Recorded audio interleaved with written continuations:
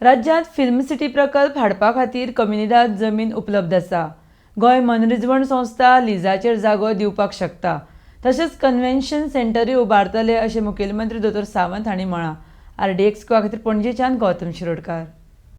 He 20वें addition 2004 to 2023 धरले जाल्यार 20वें addition in Goa.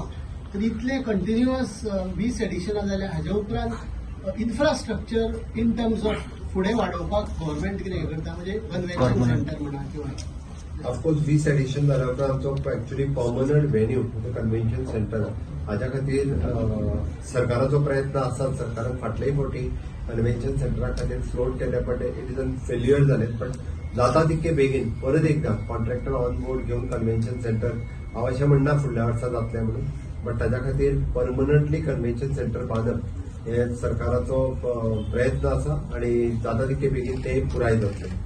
बरी गजाल ESGन फिल्म सिटी ही फॉर्म करपा खातीर आमी ऑलरेडी जे लँड दिवपाक तयार आसा कोमुनिदाद बाकीच्या सेक्युलर सोसायटीज म्हणजे ती ESG लिजार लँड घेवन फिल्म सिटी एस्टाब्लिश करपा खातीर प्रयत्न करता, जेणे करून इन फ्युचर जेन्ना इतकी वर्सां येतली जाता एखादी फिल्म सिटी गोंयांत जावची जेचो फायदो गोंयकारां खातीर जातलो।